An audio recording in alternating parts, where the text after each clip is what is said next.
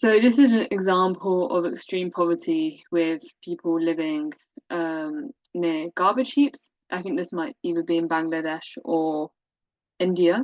And you can see that the woman here is with her two children and she's sifting through the rubbish to basically find scraps that she can sell in order to earn money. Often in places like this, people, yeah, would only earn up to like a maximum of $1 a day, which, yeah, of course, is not enough to live on. So there's also a quite liberal idea, like a quite a left-leaning idea of wealth disparity, which you can also look at here. So about half the world's population lives on less than $3 a day, and this is also very nicely linked to the role of climate change and how the top 10% of global income earners are responsible for as much total greenhouse gas emissions as the bottom 90% combined. So, in fact, you can start to link the two things together and perhaps talk about how civilizational collapse. We assume with civilizations that we live all under the same umbrella, but actually, there's quite a clear social and economic stratification within this. The ways in which we experience civilization is going to be completely different.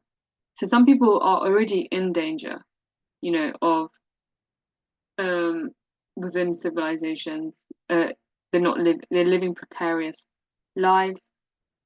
But we can see here that the term civilization is something that we really need to grapple with and kind of question as to whether it's one cohesive whole, one homogeneous whole, or something that needs to be a bit more nuanced. So, can we take lessons from the past? And I think this is slightly what the question wants you to do on why civilizations collapse and is our civilization in danger. I think this idea of taking lessons from the past. So, for example, we looked already at the empire in our last lesson, the one with the archaeological data and evidence, which looked at, for example, the role of ecology here. We need to be able to take lessons from the past, like Luke Camp says. And I just want to highlight one thing that he's mentioned here. We need to be avoiding the creation of dangerous and widely accessible technologies, which we're going to look at more with AI.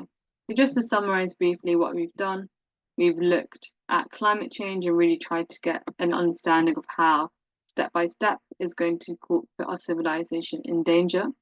We've challenged the idea of civilization by talking about how poverty and the different kinds of contexts we've looked at are going to face climate change and the impacts of climate change in very different ways. And we've also looked at how there are factors that we need to consider, like economic inequality and doubled with ecological collapse.